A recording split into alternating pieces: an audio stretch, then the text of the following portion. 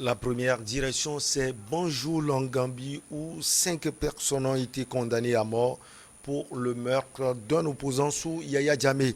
Ensuite, Tchad et Niger, les deux pays veulent redonner vie au G5 Sahel. Au Mali, affaire des 49 mercenaires, la position de l'ONU fragilise Abidjan. Et puis on termine comme de coutume par le Togo. Le professeur Charles Kondi Agba a tiré sa révérence. Nos invités sont déjà en place. Robert Kossigan à côté, président de Alliance Jeunesse et Développement JD. Bonjour président. Bonjour Michel. Vous allez bien? Bien, très bien. Bonjour à tous mes confrères. Bonjour à là où, dans la région de Savane, là où s'est passé le drame où Ouais. 7 enfants ont passé de vie à trépas. Je m'incline devant leur mémoire. Je présente toutes nos condoléances à leur famille et à toute la nation togolaise. Je voudrais aussi saluer la mémoire de l'illustre disparu Charles Kondi Agba que j'ai eu à connaître à Dakar. Donc je salue la famille des vétérinaires de sa promotion qui ont perdu un frère, un collègue, surtout François Abiola. Merci. Nous avons également deux journalistes, Jérôme Sossou, directeur de publication de Triangle des enjeux. Bonjour, chers confrères. Oui, bonjour Michel. Ça va? Bonjour, oui, ça va. On se bat. Ça fait un peu longtemps. Et, bien sûr, vous connaissez le métier. Ouais. Un métier assez tracassant qui ne nous donne pas toujours la liberté de nous reposer. Donc, on est dedans. On a vu tous les contours, mais on a accepté de le faire. Allons-y tout simplement. Oui, bonjour, Monsieur le Président. Chers confrères, bonjour. Bonjour à tous ceux qui nous suivent actuellement. L'autre, c'est un jeune et élégant journaliste. Il est le rédacteur en chef de Togo Breaking News. Louis Kamako, bonjour, ça va? Oui, ça va, Michel. Bien habillé, hein? Merci. Hein. Pleine forme. Merci. Le style, c'est quel style ça? Je prends l'exemple sur vous. Allez, on prend la direction de Banjul en Guinée. Un tribunal de cette ville a condamné à mort mercredi 5 ex-responsables des renseignements gambiens pour le meurtre en avril 2016 d'un opposant sous la dictature de l'ex-président Yaya Jammeh. Ibrahima Solo Sandeng, figure du United Democratic Party, était mort en détention 2 jours après avoir été arrêté pendant une manifestation contre Yaya Jammeh qui dirigeait la Gambie depuis 1994. Les tortures et le meurtre de ce militant avaient galvanisé l'opposition jusque-là faible et divisée et précipité la chute du dictateur Kossigan à côté. Ces personnalités ont été condamnées par la justice de la Gambie. Oui, il s'avère que un tribunal de Banjul a condamné 3 responsables de la sécurité, de l'appareil sécuritaire sous Yaya Jammeh, suite à la mort d'un opposant. Je dirais que cet opposant était même Vous avez dit 3. Non, de 5, voilà. Ouais, 5, voilà. ouais.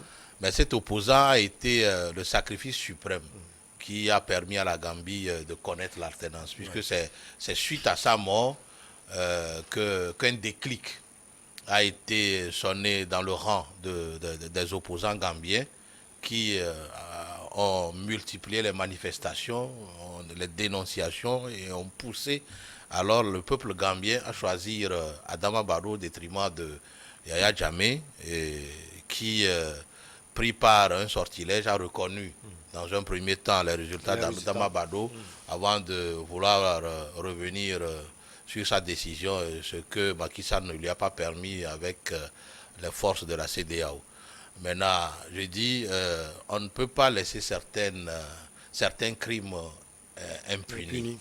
Le régime d'Adama Barrow a promis que les conclusions je crois, ils ont eu à faire une assise, oui, que les conclusions de cette assise-là seront respectées. Et donc, ceux qui ont commis des atrocités seront traduits devant la justice, jugés et punis conformément aux lois de la Gambie. Donc, je crois que l'exemple a commencé par être donné. Ce n'est qu'une bonne leçon à ceux qui gèrent actuellement la Gambie de respecter les droits humains. C'est important. Un politicien n'est pas forcément l'ennemi d'un gouvernement en place. Et donc, il ne faut pas attenter à sa vie. Yaya Jammeh, c'est vrai que sous son règne, il y a eu beaucoup de répression, il y a eu beaucoup de morts, il y a eu beaucoup de séquestrations. Et je crois qu'un régime responsable comme celui d'Adama Barrow ne peut pas alors mettre sous éteignoir tous ces crimes. Donc je dis que la justice soit faite, mais que le droit de la défense aussi soit reconnu. Et observé pour les détenus et les accusés. Alors, la juge, c'est plutôt la juge de la Haute Cour de justice de Banjul, Kumba Kamba Sila Kamara, a prononcé la peine de mort contre l'ancien chef de la National Intelligence Agency, Yakuba Badje, l'ancien chef des opérations Tchèque Omar Jeng et 3 autres ex-employés de ce service de renseignement, Babacar Salah, Lamine Darboué Tamba, Mansari. Oui, votre regard sur cela, Jérôme Soussou?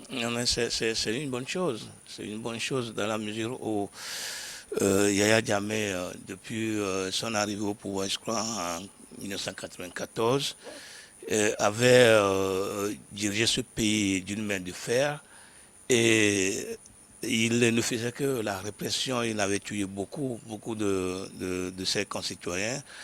Et si aujourd'hui, à la suite de cette assise, que le gouvernement ou le pouvoir en place actuellement a décidé de respecter les conclusions de cette assise, ce n'est qu'une bonne guerre, c'est de bonne guerre. Et dans la foulée, il est dit que c'est 70 personnes, y compris Yaya Jammeh, qu'on devait poursuivre. Je crois que avec l'allure de cette cour-là, Yaya Jammeh n'est pas encore épargné.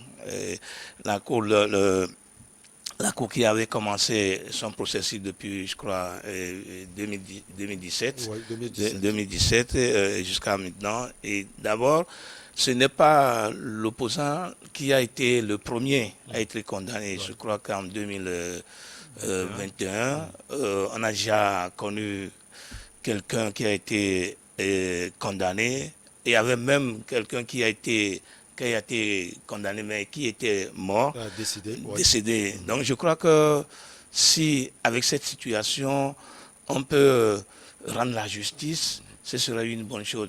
C'est la leçon à donner à tous les pouvoirs dictatoriaux à travers l'Afrique, en place aujourd'hui, qui se croient tout permis et qui pensent avoir détenir la vie ou la mort sur leurs concitoyens, et que personne n'a le droit de revendiquer sa liberté. Je crois que ce qui se fait en Gambie, c'est bon. Aujourd'hui, Yaya Jammeh n'est pas sur place. Je crois qu'il ne va pas penser que la Cour de la justice ne va pas le rattraper. Ça va le rattraper forcément un jour. Il serait mieux qu'il revienne au pays, se remettre à la Cour de la justice là-bas, qu'il soit condamné. En même temps, c'est mieux que de rester à l'extérieur, de penser que tout va passer par sa tête. Donc, c'est une bonne chose. Ça devait être une leçon, à mon avis, pour tous les pouvoirs qui sont encore là et qui ne pensent qu'à diriger leur pays de main de fer. Donc, j'encourage à ce sens-là la cour, la juge, comme elle est femme, à poursuivre et aller jusqu'au bout, qu'elle ne se fie pas peut-être à des intimidations et autres, de poursuivre le travail et d'aller jusqu'au. On veut quand même voir que la Gambie les Gambiens retrouvent toute leur liberté. C'est vrai que le président disait en tant qu'il ne faut pas négliger le droit de défense, comme c'est c'est le droit de l'homme, donc il faudrait aussi accorder l'importance à la défense de ces hommes-là. Peut-être que c'est pour éviter qu'on ne condamne de façon innocente et certaines personnes, parce que je crois que ce n'est pas tout le monde qui serait condamné. Il peut y avoir ce que des gens soient innocents dans ce qui se passe aujourd'hui. Donc, il faut donner aussi... D'ailleurs, 2 autres accusés ont été acquittés. Acquittés, oui, tout à fait, tout à fait. Donc, c'est une bonne chose dans tous les cas. Alors, Louis Kabako, même question à vous également. Un regard sur ce que la justice de ce pays est en train de faire actuellement et surtout, ces condamnations arrivent à un moment où il faut dire que le parti de l'ancien président Yaya Jammeh avait aidé le parti du président actuel, Adama Barrow, à avoir un mandat de plus.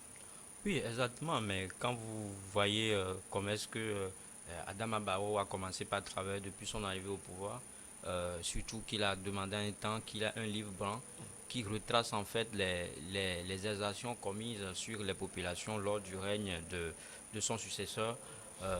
Tout cela, c'était prévisible, hein, c'était prévisible qu'on aille à ce genre de procès et qu'on assiste à ce genre de sentence.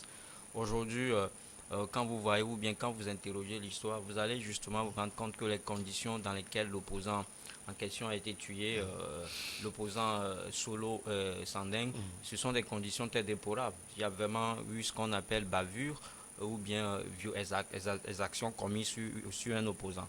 Sa famille a été embastillée, beaucoup de membres de son famille sont obligés de s'exiler et ils sont en exil jusqu'à ce jour. Donc ça veut dire que c'était vraiment ce qu'on peut appeler une violation en fait, des droits de l'homme, une violation des droits d'un leader d'opinion. Donc aujourd'hui, ces anciens collaborateurs de Yaya Jammeh sont en train de payer pour leurs crimes.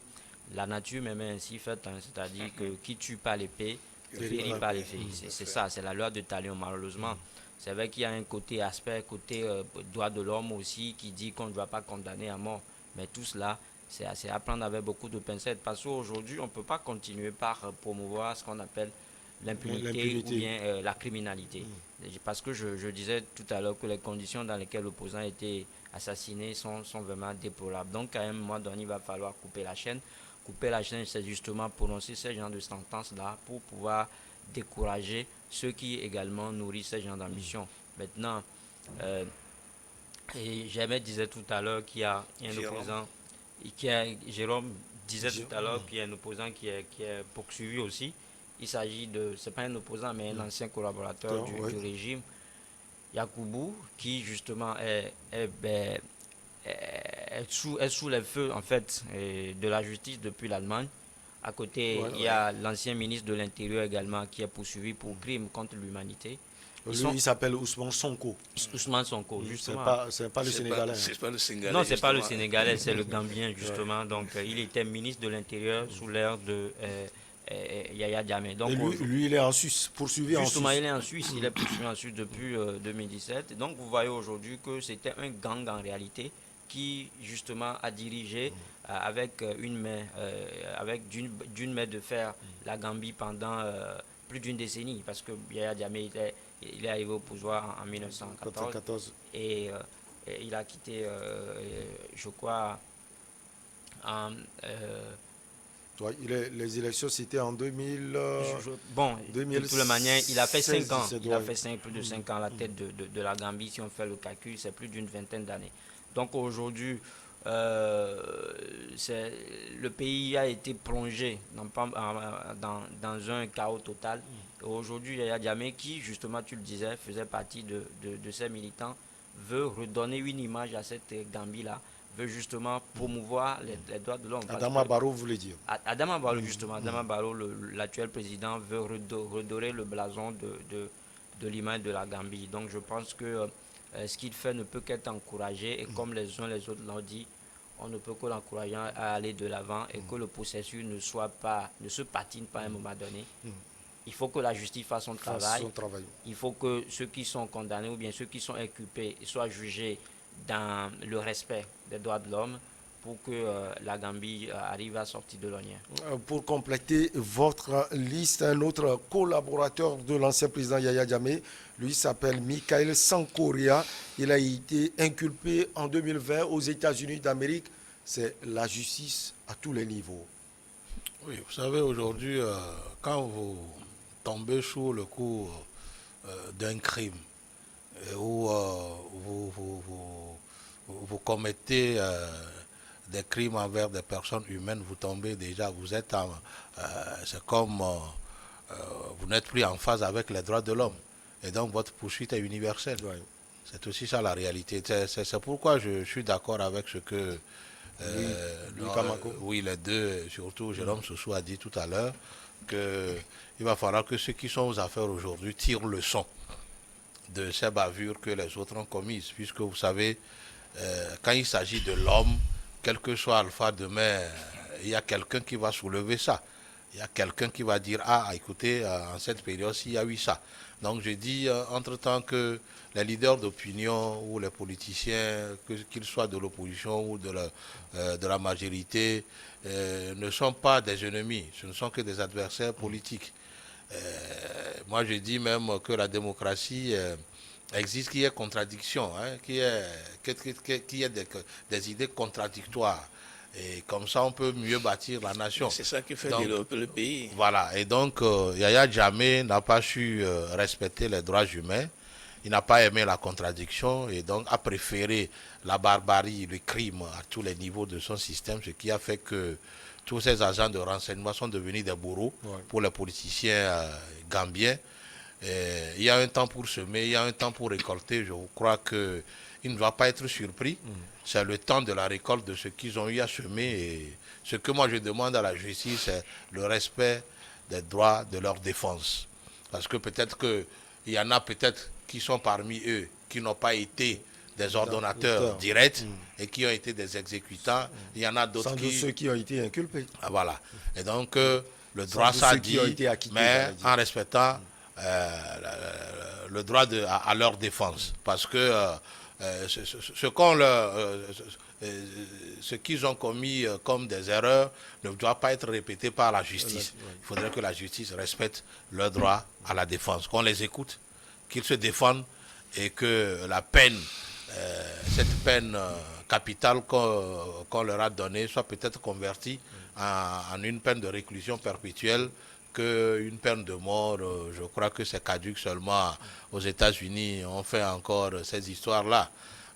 Donc, vivement que Adama Barrow puisse alors mettre une différence entre sa gestion du pays et celle de Yaya Jammeh, surtout sur le respect des droits humains, la démocratie, la liberté, surtout, et aussi la lutte sans merci contre la drogue. Puisque Yaya Jammeh, avant de partir, la Gambie n'avait plus de ses bois. Les eaux gambiennes étaient devenues carrément un paradis pour les dealers. Donc Adama Barrow a beaucoup de choses à faire. Et puis aussi, je sais qu'il s'appuie aujourd'hui sur les cadres, tant de la sécurité, de l'armée, de l'administration, que Yaya Jammeh a laissé l'État étant une continuité. Mais je crois que c'est le moment de faire remplacer ces personnes par des jeunes qui ont la main, voilà, qui ont la main totalement clean pour que voilà, ils puissent être libres et puis donner une certaine liberté à la justice de pouvoir dire le droit. Allez, on marque une petite pause comme d'habitude. On vous retrouve, chers invités, pour la suite.